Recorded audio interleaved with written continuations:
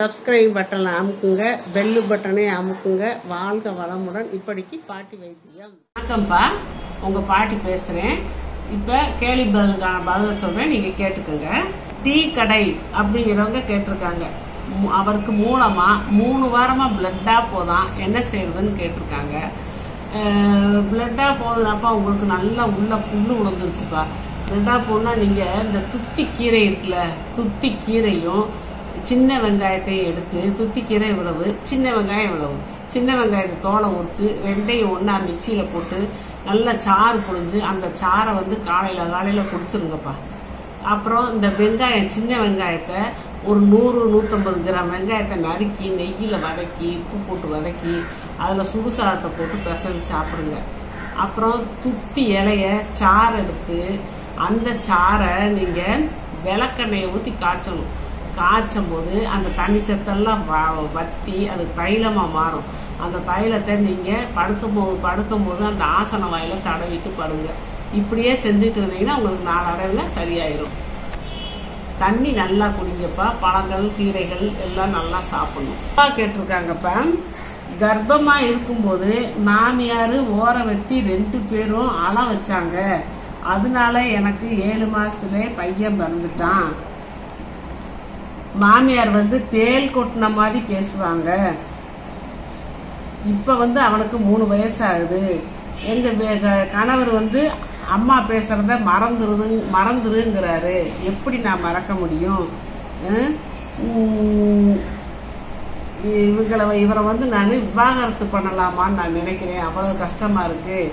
என் பாட்டி மாதிரி நினைச்சு உங்ககிட்ட நான் கேட்கிறேன், சொல்லுங்கன்னு கேட்டிருக்காங்க.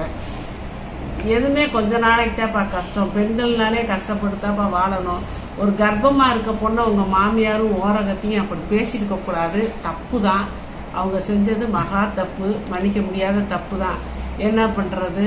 பையனுக்கு 3 வயசு ஆயிடுச்சு. இனிமேல் நீங்க விவாகரத்து பண்ணுனீங்கன்னா பையனோட லைஃப் ஸ்பாயில் ஆயிருப்பா. அவன் அப்புறம் அப்பா அவன் மனசு உளைச்சலாயிரும். நீங்க பையனுக்காக வேண்டியாவது எப்படியாவது நீங்க அட்ஜஸ்ட் பண்ணி கொஞ்சம் பொறுமையா நீங்க வாழ்ந்தே ஆகணும். கொஞ்ச நாள்ல அவங்க உணர்ந்துக்கிடுவாங்க. நீங்க தப்பு செஞ்சவங்களே நீங்க மன்னிச்சு நீங்க ஏத்துக்கங்க. அன்பை காட்டுங்க. அன்பை காட்டிங்கன்னா அவங்க ஒரு நாளைக்காவது திருந்துவாங்க. அதை எதிர்பார்த்து நீங்க அவங்கள திருந்த வைங்க. திருந்த வச்சு உங்க மகனுக்காக நீங்க உங்க வாழ்க்கையை தியாகம் பண்ணி நீங்க அந்த வாழ்க்கையை ஏத்துத்தாப்பா நடத்த ஆகணும். இது நான் உங்க பாட்டியா நான் சொல்ற அட்வைஸ்ப்பா, ஏத்துக்குங்கப்பா. ரேணுகா தேவி கேட்டிருக்காங்கப்பா, என் பையனுக்கு அடிக்கடி உடம்புக்கு முடியல. அவனுக்கு வாயில புண்ணு வருது. அவனை கொஞ்சம் உடம்பு தேத்துனா மறுபடியும் ஏதாவது ஒண்ணு வருது அப்படின்னு கேட்டிருக்காங்க. பையனுக்கு உடம்புல நோய் எதிர்ப்பு சக்தி இல்லப்பா. சின்ன பையன் தானே. அடுத்து அவனுக்கு ஒரு 7 வயசுனால ஆகணும். அவங்களுக்கு உடம்பு ஒரு தெப்ப ஆகிறதுக்கு. நீங்க உடம்பு சரியில்லாதனால ஆஸ்பத்திரிக்கு போவீங்க. அவங்க மருந்து மாத்திரை கொடுப்பாங்க. அதனாலே வாயில அல்சர் மாதிரி வந்துடுது. அதனால நீங்க என்ன செய்யணும், அவனுக்கு நோய் எதிர்ப்பு சக்தி வர்றதுக்கு தேங்காய் பாலை கொடுங்க. இப்போ மாட்டுப்பாலை கொடுக்காதீங்க. அப்புறம் இந்த வாயில புண்ணு வர்றதுக்கு அகத்திக்கீரை சூப்பு நானும் யூடியூப்ல கூட போட்டிருக்கேன். அதை பார்த்து அகத்திக்கீரை சூப்பு அடிக்கடி கொடுங்க.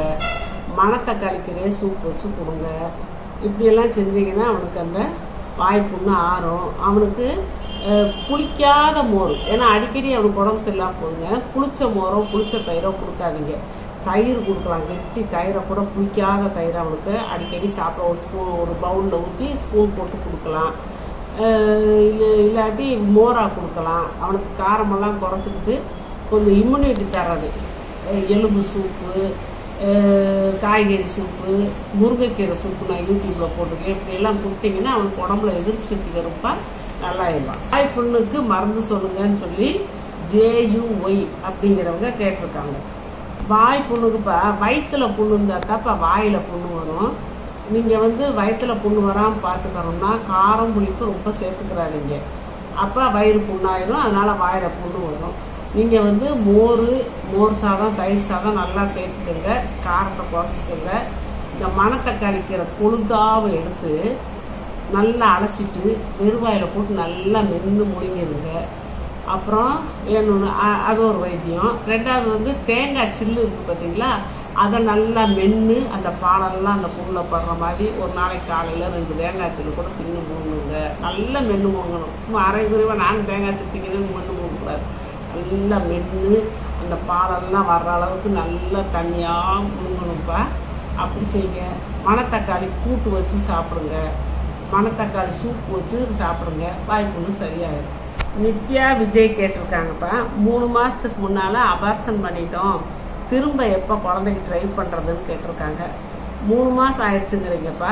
அபார்ஷன் ஆகி ஒரு 6 மாதமாவது ஆகணும். நீங்கள் அதுக்குள்ளே உங்கள் உடம்ப நல்லபடியாக தேர்த்தி நல்லா ஸ்ட்ராங்காக வச்சுக்கோங்க. ரொம்ப வீக்காக இருப்பீங்க. அதனால் ஒரு 6 மாதமாவது நீங்கள் தள்ளி போடணும்ப்பா. அபியரசி கேட்டிருக்காங்க. எனக்கு சளி பிடிச்சிருக்குது, நான் இப்போ பழம் சாப்பிட்லாமான்னு கேட்டிருக்காங்க. நீங்கள் சளி பிடிச்சிருக்கப்ப பழம் சாப்பிட வேண்டாம்ப்பா. அப்புறம் ஒரு 4 நாள் கழித்து சாப்பிட்டுக்கலாம். இப்போ சளிக்கு சப்போர்ட் பண்ணுற மாதிரி நான் நிறைய கஷாயமெல்லாம் போட்டிருக்கேன். அதை போட்டு நீங்கள் குடிச்சு பாருங்கள். சளி பொடி சாப்பிடுங்க. அதை யூடியூப்பில் போட்டிருக்கேன். அதை பார்த்து நீங்கள் அதை ஃபாலோ பண்ணிங்கன்னா உங்களுக்கு சரியாக போயிடும். சுடுதண்ணியாக குடிங்க. அப்புறம் ஒரு 4 நாள் கழிச்சு நம்ம பழம் சாப்பிட்டுக்கலாம். மகாலட்சுமி கேட்டிருக்காங்கப்பா. சிம்பிளி உருண்டையில் ஏலக்காய் தூள், தேங்காய், நெய் கலந்து செய்யலாமான்னு கேட்டிருக்காங்க. சிம்பிளி உருண்டையில் நம்ம கடலைப்பருப்பு எள்ளெல்லாம் வறுத்து சேர்க்குறோம். அது நல்லா வாசம். அதனால நம்ம ஏலக்காய் சேர்க்க தேவையில்லை. மற்றபடி தேங்காய் சேர்க்கணும்னா தேங்காயை நல்லா நெய்யிலையோ தேங்காய் நெய்யிலையோ வறுத்து அது செவப்பான பிறகு போட்டு சேருங்க. ஏன்னா சீக்கிரம் ரொம்ப நாளைக்கு வராது, கெட்டு போயிடும். ஒரு மாதத்துக்கு நாள் வரணும்னா நீங்கள் நல்லா செவக்க வறுத்து சேர்த்துக்கலாம். நெய் சேர்த்துக்கிறதுனா சேர்த்துக்கலாம், வாசமாக இருக்கும்ப்பா. வேல்முருகன் கேட்டிருக்காங்க. 3 to 6 மாதம் உள்ள கர்ப்பிணிகள் கிரேப்ஸ் சாப்பிடலாமான்னு கேட்டிருக்காங்க. என்ன பழம்னாலும் சாப்பிடலாம்ப்பா, அளவாக சாப்பிடுங்க. மாதுளையும் நீங்கள் நல்லா டெய்லி ஒரு நாளைக்கு ஒரு மாதுளை சேர்த்தா ரொம்ப நல்லது. சுகன்யா கேட்டிருக்காங்க. டெய்லியும் ஹேர் ஆயில் யூஸ் பண்ணலாமா? அந்த இயற்கை ஹேர் ஆயில் அந்த யூடியூப்ல போட்டிருக்கேன்ல, அதை பார்த்து கேட்குறாங்க. யூஸ் பண்ணலாம்ப்பா. டெய்லி தலையில் என்ன வைக்கிறோம் இல்லையா, அந்த மாதிரி வைக்கலாம். நீங்கள் அந்த ஹேர் ஆயில் கூட பாதி ஹேர் ஆயில் பாதி தேங்காய் எண்ணெய் கலந்துட்டு தேய்ங்க. ஃபுல்லாக தேய்க்கலாம், டெய்லி தேய்க்கிறது.